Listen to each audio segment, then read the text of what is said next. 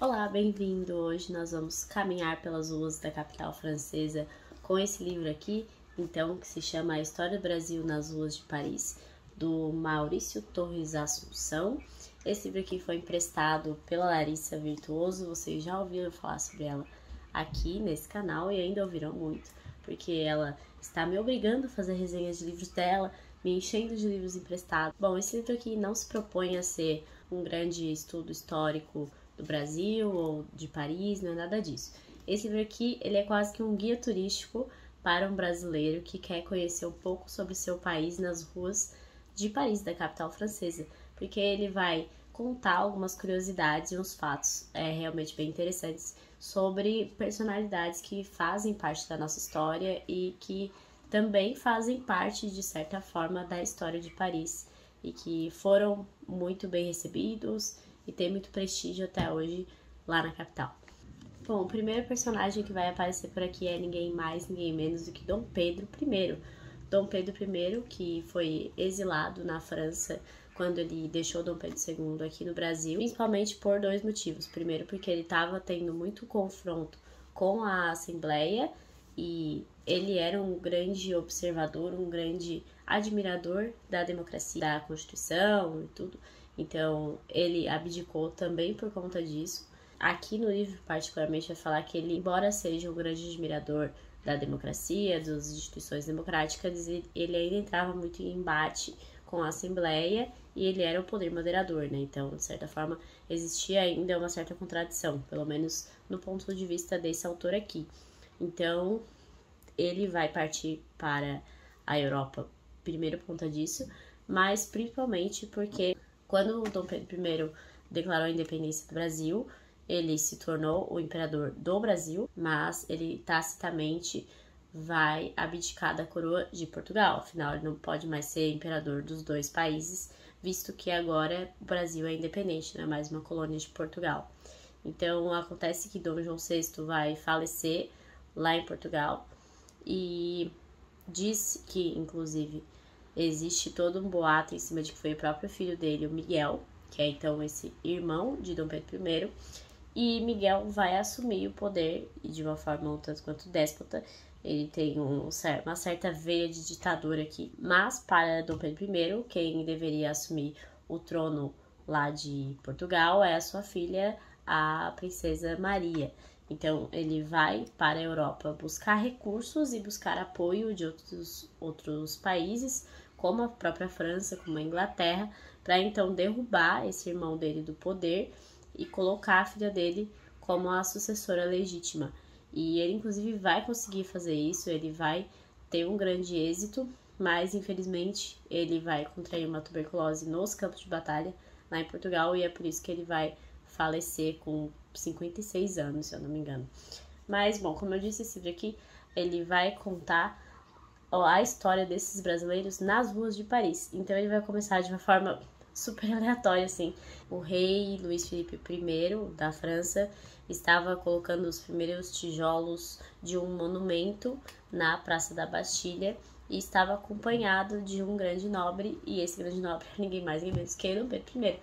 Então, conta essa amizade que ele fez com o Luís I da França, enquanto ele estava lá. E aparece logo aqui no começo o monumento que é a Coluna de Julho, que foi dada início, assim, com o rei Luís I e com Dom Pedro I. E é muito interessante ver como os franceses tinham um grande apreço já por Dom Pedro I, porque eles, como se sabe, a história da França é bem conturbada, tiveram vários grandes ditadores, Napoleão, ou os reis, que eram realmente absolutistas e tudo mais. E eles viam em Dom Pedro I um rei, um representante da monarquia, mas que não se afastava da democracia e que buscava o melhor para o seu povo realmente. Há que se mencionar, inclusive, que o Dom Pedro I outorgou a nossa primeira Constituição, a de 1824, e foi a que mais tempo durou. Só para ter uma noção, até hoje, a Constituição que mais durou nesse país foi a que foi outorgada por Dom Pedro I. E, inclusive, foi a única outorgada. Todas as demais foram proclamadas. No caso, foi feita uma Assembleia Constituinte. E, no caso do Pedro, não, ele mesmo que elaborou essa Constituição e outorgou ao país. Mas mesmo sendo em 1824, já era uma Constituição bem liberal e também muito avançada para a época, inclusive. Já o segundo capítulo vai falar sobre os positivistas, que deu início na França com Auguste Comte, mas que também tiveram muitos brasileiros que entraram nessa corrente, não sei se dá para chamar de filosófica. E, bom, Comte é o pai da sociologia, né? Ele acreditava que era possível fazer um governo só com base em ciência. E a nossa bandeira hoje tem um lema positivista desde a proclamação da República, acredito eu, que é a ordem e o progresso, né? E aqui nesse capítulo vai contar um pouco sobre a história dessa bandeira, que foi uma coisa bem tosca mesmo. Foi uma das pessoas que era dessa corrente, foi lá no grupo que tomou o poder e falou: por que a gente não coloca essa frase aqui na bandeira? Tá bom, vamos colocar. Basicamente foi assim, e tem essa história aqui. E, inclusive, os positivistas, eles foram os precursores, de certa forma, do golpe da República, né? Porque até hoje, no Brasil, nós encontramos positivistas no Exército. Isso começou com o Exército e foi o Exército que derrubou a monarquia, enfim. E é engraçado que aqui, logo depois, a gente vai ver sobre Dom Pedro II. E eu não fazia ideia, mas o próprio Deodoro da Fonseca era um grande amigo do Dom Pedro II. Ele era um grande admirador. E, inclusive, tem um boato de que quando o Deodoro derrubou a monarquia e proclamou a república, então ele falou: viva o imperador. Então, enfim, histórias desse Brasil, que é um país um tanto quanto estranho. Aí o próximo capítulo vai falar então de Dom Pedro II, monarca ocidental, e vai contar muito sobre Dom Pedro e como ele era um grande intelectual, assim, ele buscava estudar muito. Ele era membro honorário ou membro efetivo de vários institutos, tinha em Paris, assim, porque ele realmente gostava de estudar muito. Tanto que eu comentei no meu livro sobre Prometeu Acorrentado, que a primeira, se não me engano, tradução de Prometeu Acorrentado para o Brasil foi feita por Dom Pedro II, porque ele sabia grego antigo, ele sabia várias línguas, algumas que nem sequer se falava mais já na época. Então ele era um grande intelectual e também por isso ele tinha certa resistência em ser o imperador, porque ele acreditava que aquilo não era para ele, porque ele preferia muito mais ficar estudando e lendo e cuidando daquilo que ele gostava. Ele considerava um peso, e inclusive ele mesmo já considerava que a república era uma transição natural da monarquia. Então, ele acreditava que precisava realmente passar para uma república, só que de uma forma tranquila, com uma transição de fato, né? E não foi isso que aconteceu. Tanto que ele realmente levou um choque, porque muitos amigos dele, como Deodoro da Fonseca, fizeram parte dessa conspiração contra ele, né? Uma coisa que fala tanto no capítulo de Dom Pedro I quanto aqui no Dom Pedro II, que me chamou bastante atenção, foi o fato de que eles faziam essas viagens para Paris. E claro, eles precisavam aparecer em vários eventos, eles tinham muitos eventos protocolares mesmo, por serem imperadores. Mas como eles consideravam aquelas viagens pessoais deles, eles não queriam que o Brasil pagasse. Fala que, inclusive, que a Câmara de Deputados chegou a aprovar um determinado valor para que Dom Pedro II levasse para Paris e se mantivesse na viagem. Ele recusou expressamente, fez um empréstimo no nome dele, em libras, inclusive, para que ele levasse e fizesse essa viagem. Então, eu acho até uma coisa tanto quanto engraçada, porque a gente não consegue imaginar, pelo menos eu não consigo imaginar, nenhum chefe de Estado brasileiro de toda a República que fizesse isso. Porque eu acho que quanto mais eles conseguem utilizar dos impostos e do nosso dinheiro, mais eles usam mesmo, né? Até hoje é assim. E Dom Pedro II também se exilou na França, né? E ele vai falecer em Paris. E aqui vai contar sobre a morte dele. E eu acho que é um negócio que também mostra a diferença desses dois chefes de Estado para os que a gente tem hoje, que vai falar que o Dom Pedro II, ex-imperador do Brasil, faleceu sem sofrimento, cercado pela família e dos amigos mais próximos. Exilado, passou seus últimos dias no quarto de um hotel modesto, no país estrangeiro. No seu armário, o conde Deu encontrou um pequeno embrulho com terra que, sigilosamente, havia mandado vir do Brasil. É terra do meu país, desejo que seja posta no meu caixão, dizia uma nota com a sua caligrafia. serviu de travesseiro eterno, registrado em fotografia de Félix Nadar. Tem aqui a foto de Dom Pedro II, já falecido. Então, é engraçado como tanto Dom Pedro I não nasceu no Brasil, né? Ele era realmente português e já se considerava um imperador brasileiro. Dom Pedro II mesmo, ele tinha realmente um grande amor pela pátria. O próximo capítulo vai falar sobre Santos Dumont, que ele era chamado de Le Petit Santos, lá em Paris. E eu não sabia muita coisa sobre o Santos Dumont, não. Achei bem interessante ler sobre ele, porque ele era um grande visionário. Ele era filho de um cafeicultor muito rico no Brasil e com 17 anos ele recebeu uma bolada na mão assim, do pai dele, que disse, olha, vai para Paris e estuda o que você quiser. Eu espero que você não faça como todo mundo, do caso dos ricos ali, dos filhos de ricos, que vão ser doutores. Eu quero que você seja aquilo que você realmente quer, que é inventar coisas, estudar coisas diferentes. E por incrível que pareça, para um cara de 17 anos jogado em Paris em 1920 e poucos, com um monte de dinheiro no bolso, ele realmente foi estudar, foi criar os balões dele, os inventos dele, até chegar no grande 14 bis, que acho que todo mundo já ouviu falar pelo menos uma vez, né?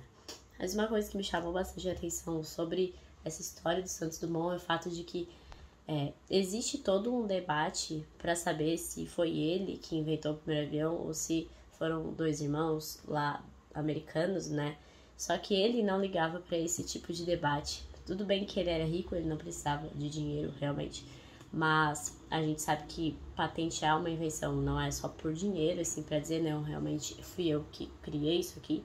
E o Santos Dumont não ligava para isso, ele inclusive falava, ele emprestava desenhos, ele dava desenhos das invenções dele para outras pessoas, para jornais e tudo, porque ele acreditava que quando mais pessoas tentassem construir aquelas coisas e testar as invenções dele, melhor seria para todo mundo, para a ciência e para o próprio progresso daquelas invenções, né?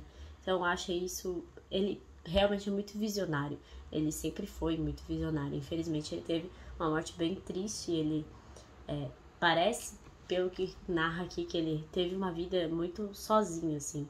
Ele era muito rico, ele frequentava grandes centros ali, mas ele sempre foi meio sozinho, meio tímido mesmo, e infelizmente teve uma morte triste. Mas ele fez uma amizade muito aleatória, muito interessante, que também é narrada aqui, que é com a princesa Isabel, porque quando Dom Pedro II foi exilado, toda a família foi exilada, né, obviamente, e a princesa Isabel se casou com um familiar, um descendente do Luís Filipe I, que a gente viu lá no primeiro capítulo.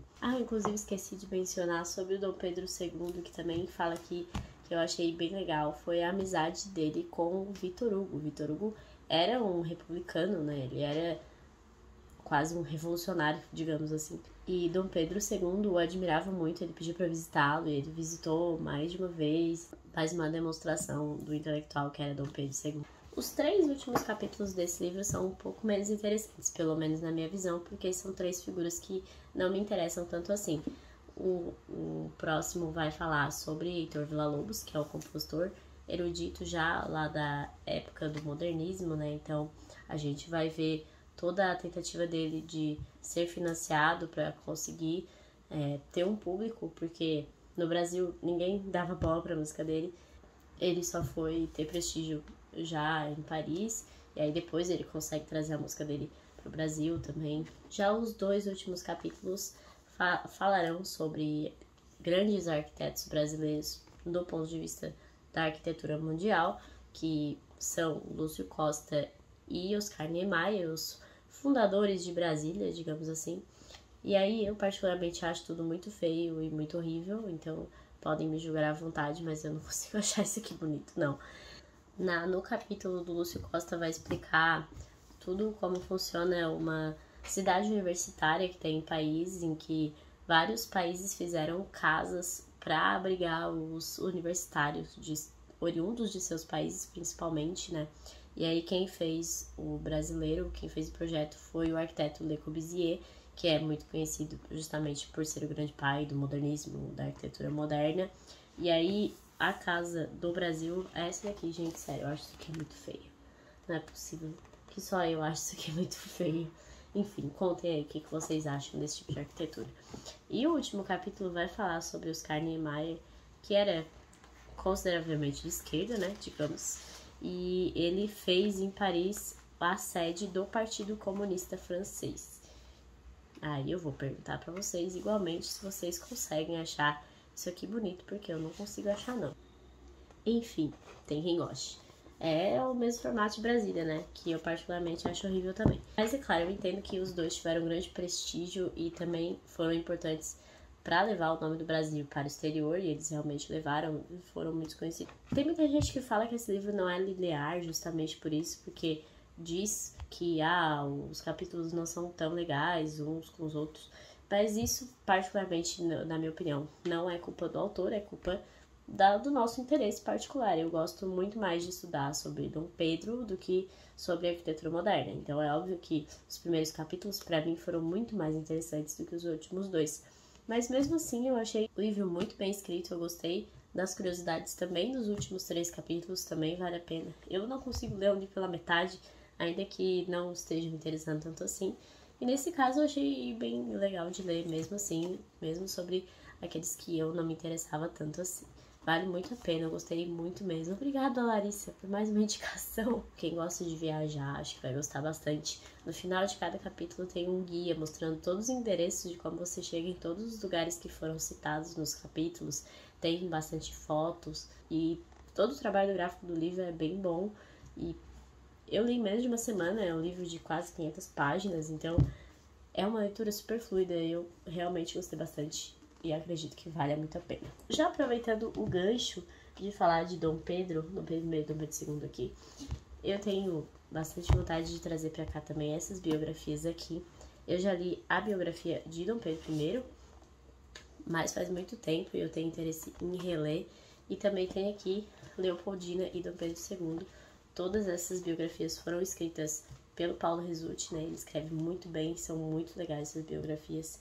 E eu estou pensando em trazer para cá para setembro. Eu queria ver se vocês têm interesse em qual formato. Se vocês acham que eu posso trazer Dom Pedro I e Dona Leopoldina juntos. Se vocês querem uma resenha para cada livro. Em setembro a gente tem o bicentenário da independência, né? Então eu acho que seria um mês bem temático e bem legal de trazer esses livrinhos aqui. Não se esquece de se inscrever, de deixar uma curtida e deixar um comentário se você quiser e sentir interesse. E até a próxima. Muito obrigada por assistir.